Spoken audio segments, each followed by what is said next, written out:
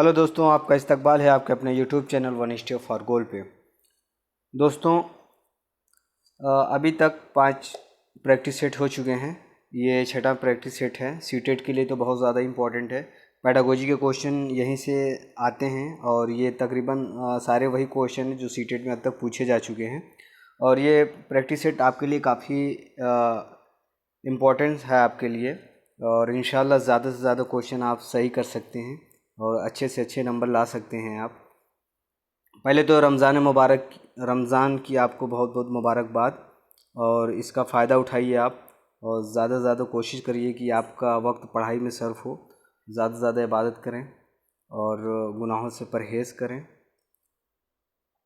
देखिए दोस्तों, शुरू करते हैं हम। अभी तक जो 5 प्रैक्टिस सेट हो चुके हैं उसमें हम अगला देखते हैं। 15-15 क्वेश्चन के हैं। अगर आपको अच्छा लगे तो आप इसको शेयर करिए। पहली बार देख रहे हैं तो इसको सब्सक्राइब ज़रूर करिए, कमेंट करिए। कोई भी क्वेश्चन अगर आपको समझने में मुश्किल आ रही है तो आप बिल्कुल कमेंट करिए, उसको इंशाल्लाह उसका जवाब दिया जाएगा।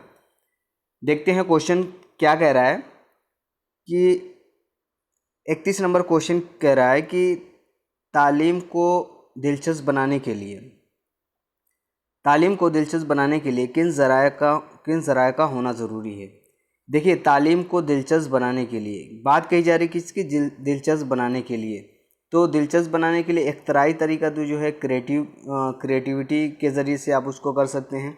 लेकिन अगर यहाँ पे सिर्फ क्या कह रहा है, दिलचस्प बनाने के लिए, तो यहाँ पे आप जुज़वी तरीका है। अगर क्वेश्चन को थोड़ा सा अगर यहाँ पे बदल दिया जाए कि बच्चों को किस तरीके से उनके ज़हनी उनके ख़यालात को आप ज़ाहिरी तौर पे आप देख सकते हैं या उसको जांच सकते हैं, तो वहाँ पे आपको इख्तराई तरीका, बिल्कुल वहाँ पे इख्तराई तरीका हो जाएगा। अगर वहीं पे तालीम को किस तरीके से देना चाहिए, तो वहाँ पे अगर देखेंगे तो जुज़वी तरीका हो जाएगा, जिसे कुल से जूज़ की तरफ पढ़ाया जाता है। तो ये तरीका हो सकता है। लेकिन यहाँ पे जो पूछा गया है कि तालीम को दिलचस्प बनाने के लिए किन ज़राए का इस्तेमाल होता है। ज़राए का मतलब कि बहुत से ज़रिए होते हैं तदरीस देने के। तो यहाँ पे जो सबसे बेहतर और सही ऑप्शन है वो है ऑप्शन डी, यानी तालीम को दिलचस्प बनाने के लिए हम मुख्तलिफ़ ज़राए का इस्तेमाल करते हैं, यानी तदरीसी अशिया का इस्तेमाल आप करते हैं, यानी ऑप्शन डी इसका बिल्कुल सही है। 32 नंबर क्वेश्चन देखते हैं क्या कह रहा है। किताब और ब्लैक बोर्ड किस ज़रिए में आते हैं। देखिए, किताब और ब्लैक बोर्ड, किताब इसको भी हम देख सकते हैं, किताब को हम देख सकते हैं, ब्लैक बोर्ड पर भी हम देखते हैं। इनको सुनने की इनमें ऐसा तो नहीं है कि इसके ज़रिए से आप चीज़ों को सुन सकते हैं, समाअत कर सकते हैं। इसका मतलब बसरी का मतलब आप देखना। तो क्या है, किताब और ब्लैक बोर्ड किस ज़रिए में आते हैं। एक होता है बसरी का मतलब देखना होता है। समय वो बसरी जिसमें मल्टीमीडिया आ जाते हैं, जिसमें देखते हैं और सुन सकते हैं। हरकी तरीका जो हरकत करता हो, असमई तरीका जो सुनाई दे। तो आप देख रहे हैं किताब और ब्लैक बोर्ड किस ज़रिए में आते हैं। तो इसका सबसे सही ऑप्शन जो होगा वो ऑप्शन है, यानी बसरी तरीका। 32 नंबर का ये ऑप्शन बिल्कुल सही है। देखते हैं 33 नंबर क्वेश्चन क्या कह रहा है। आज जदीद तालीम में किन चीज़ों को बहुत अहमियत दी जाती है।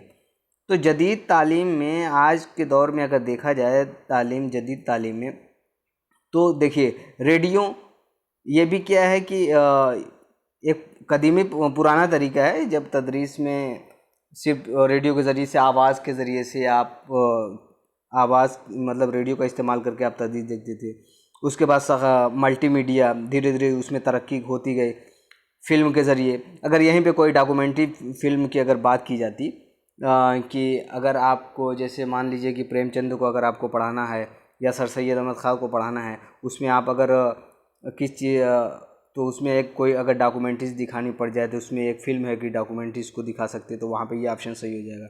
लेकिन क्या कह रहा है यहाँ पे, आज जदीद तालीम में किन चीज़ों को बहुत अहमियत दी जाती है। तो इसमें सबसे जो सही ऑप्शन है वो है कि मल्टीमीडिया, यानी ऑप्शन बी इसका बिल्कुल सही है कि मल्टीमीडिया के ज़रिए से आप उसको जदीद तालीम में इसकी बहुत अहमियत है। मल्टीमीडिया इसके ज़रिए के बच्चों को हरकत व सकनात भी देख सकते हैं, किस तरीके से बोलता है, लब लहजा, बहुत सारी चीज़ें आ जाती हैं। तो ऑप्शन बी इसका बिल्कुल सही है।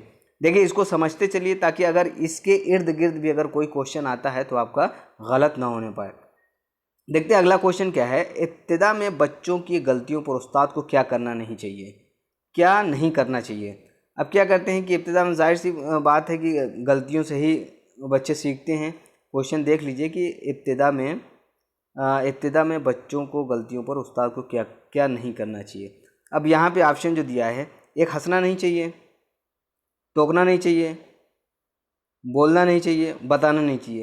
तो जाहिर सी बात है कि अगर बच्चा कोई गलती कर रहा है, अगर वहाँ पे कोई उस्ताद हंस देता है तो एहसास कमतरी का शिकार होने का खौफ ख़तरा बहुत ज़्यादा होता है बच्चे के अंदर। फिर उसके बाद जो सवाल पूछने की जो हिम्मत होती है ना, फिर उससे वो डरने लगता है। तो ऑप्शन इसका ए बिल्कुल सही है कि उसको यानी टीचर को या किसी भी क्लास में ऐसी हरकत ना हो जिससे इंडिसिप्लिन पैदा हो, तो हंसना नहीं चाहिए। अगला क्वेश्चन देखते हैं कि जदीद तरीक़े तालीम में तलबा को कौन सा मौका दिया जाता है, यानी जदीद तरीक़े तालीम में तलबा को कौन सा मौका दिया जाता है। तो किताब पढ़ने का, ऑप्शन ए है किताब पढ़ने का, ऑप्शन बी है उस्ताद से मदद मिलने का, ऑप्शन सी है खेलने कूदने का, ऑप्शन डी है खुद करके सीखने का। तो जदीद तालीम में ज़ाहिर सी बात है लर्निंग बाय डूइंग की बात होती है कि बच्चों को ज़्यादा से ज़्यादा जो है खुद करके सीखने की तालीम पे ज़ोर देना चाहिए कि खुद करके सीखे। इससे क्या होता है, वो ज़्यादा दिनों तक चीज़ों को याद रखेगा। ऑप्शन डी इसका बिल्कुल सही है। अगला क्वेश्चन देखते हैं क्या है, बच्चों की अहलियत की जाँच किस तरह हो सकती है। अब बच्चे की अहलियत की उसके अंदर क्या सलाहियत है, अगर उसको एक मौलिम जाँचना चाहे तो क्या क्या तरीका अपना सकता है। उसमें देखिए, एक है उनकी यानी तलबा की उनकी बुलंदखानी के ज़रिए से, ए दिया हुआ है। बी है उनकी हाजिर जवाबी से, सी है उनके बोलने लिखने और पढ़ने के तरीके से, डी है उसकी सादतमंदी से। अब देखिए ये जो सी ऑप्शन है उसमें सारे ऑप्शंस आ गए कि उसके बोलने लिखने और पढ़ने के उसको तरीके से, यानी उनके बोलने लिखने और पढ़ने से। इससे आप बच्चे की अहलियत को, उसकी सलाहियत को आप बआसानी जांच सकते हैं। इसका मतलब क्या है कि ऑप्शन सी इसका बिल्कुल सही है। अब देखते हैं अगला क्वेश्चन क्या है, पहले किस तरह बच्चों को सिखाना चाहिए। पहले किस तरीके से बच्चों को सिखाना चाहिए। तो इसमें जाहिर सी बात है आपने गांधी जी ने इसके बारे में कहा है कि बच्चों को इब्तिदाई तालीम मादरी ज़बान में देना चाहिए। तो अगर वो जानते हैं तो बिल्कुल इस क्वेश्चन को आप सही कर सकते हैं। ऑप्शन ए इसका बिल्कुल सही है, उसको मकामी बोली के ज़रिए ही से पढ़ाना चाहिए इब्तिदाई दर्जों में। अगला क्वेश्चन देखते हैं, पहले सबक के हिस्से को नहीं पढ़ाना चाहिए। देखिए आप जब जो तदरीस की जो उसूल हैं उसको आप वीडियो अपलोड है उसको एक बार ज़रूर देखिएगा आप, वहाँ से बहुत से क्वेश्चंस आते हैं। ये देखिए यहाँ पे क्या कहा जा रहा है कि पहले सबक को किस हिस्से को नहीं पढ़ाना चाहिए। तो यहाँ पे एक तो है मुश्किल, एक है मुश्किल, बी है आम, सी है आसान, डी है ख़ास। तो जाहिर सी बात है कि कोई भी चीज़ अगर बच्चों को मुश्किल अगर पहले पढ़ा देंगे तो वो उससे डरने लगेगा और उसको पढ़ने में दिलचस्पी नहीं रहेगी। तो क्या करेंगे, पहले उसको मुश्किल हिस्से को नहीं पढ़ाना चाहिए, यानी आसान से मुश्किल की तरफ लेके जाना चाहिए। तो लिहाजा ये ऑप्शन इसका बिल्कुल सही है। अगला क्वेश्चन देखते हैं, सबक को पहले किस हैसियत से पढ़ाना चाहिए। सबक को पहले किस हैसियत से पढ़ाना चाहिए, ये 39 नंबर का क्वेश्चन है। देखिए यहाँ पे किसकी गौर करने की बात यह है कि अगर आप इसको अगर थोड़ा सा भी तवज्जो नहीं देंगे तो यहाँ पे क्वेश्चन गलत हो सकता है। आप ज़बान का पेपर हल कर रहे हैं, तो जब आप तदरीस करते हैं, लेसन प्लान जब बनाते हैं आप, तो पहले उसमें बुलंद खानी करते हैं आप, मौलिम बुलंद खानी करता है, उसके बाद तलबा बुलंद खानी करते हैं। यानी एक पूरे सबक को आप क्या करते हैं, उसको कुल्ली तौर से पढ़ाते हैं, उसके बाद जुज़वी तौर से उसको उसके जुज़ को समझते हैं।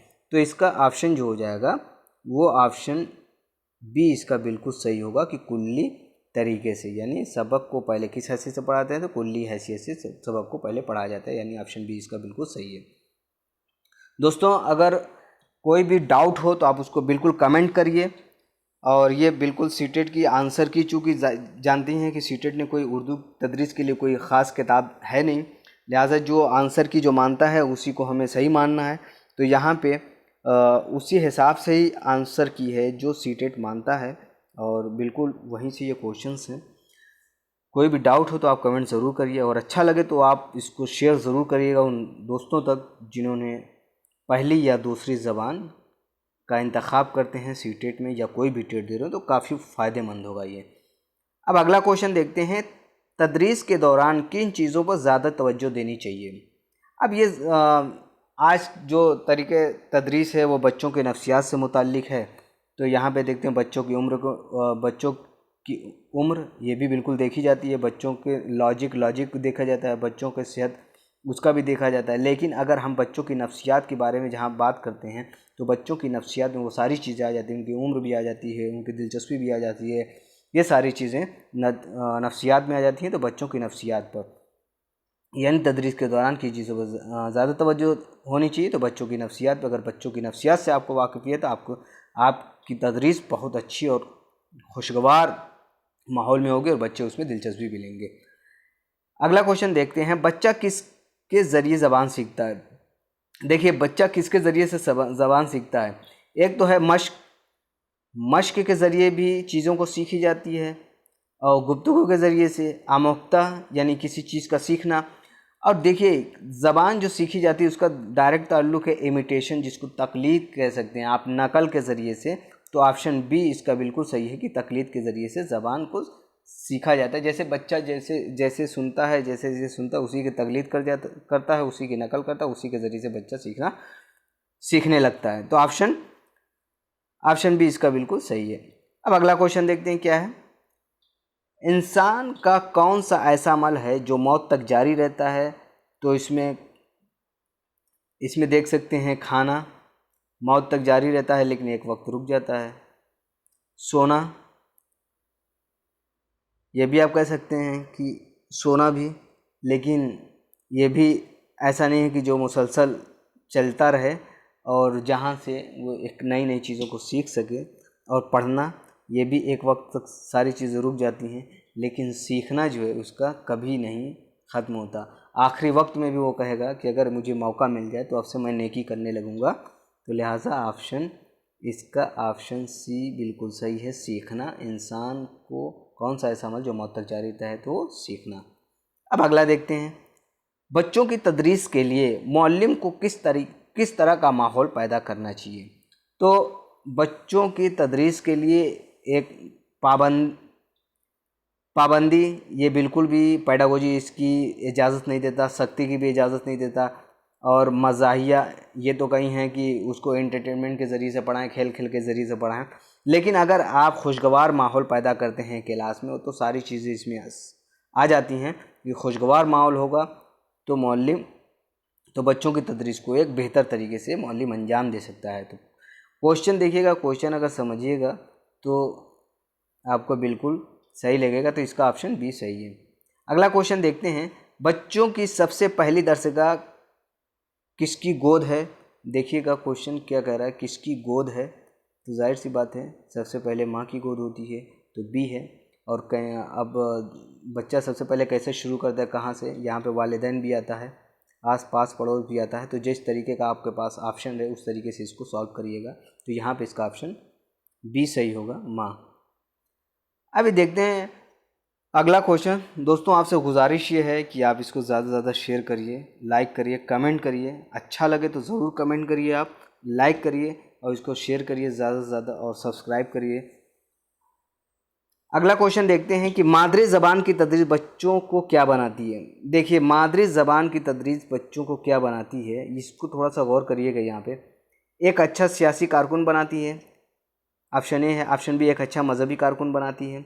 ऑप्शन सी एक अच्छा तदरीस कारकुन बनाती है। एक ऑप्शन डी है एक अच्छा समाजी कारकुन बनाती है। आप गौर करिएगा कि मादरी ज़बान की बात हो रही है। लीडरशिप, एक अच्छा सियासतदान अगर वो बहुत अच्छी साइंस जानता है तो वो एक अच्छा सियासीदान नहीं हो सकता। जब तक उसके पास ज़बान पे अच्छी महारत नहीं होगी तब तक वो अच्छा सियासी कारकुन नहीं हो सकता। मादरी ज़बान का ताल्लुक़ सियासत में बहुत ज़्यादा है, तो एक अच्छा सियासी कारकुन बनाती है। तो इसका ऑप्शन ए बिल्कुल सही है। दोस्तों आपको पूरा वीडियो देखिए, इसको ज़्यादा से ज़्यादा लाइक शेयर और कमेंट करिए। और पूरा वीडियो देखने के लिए आपका शुक्रिया। मिलते हैं अब अगली वीडियो में।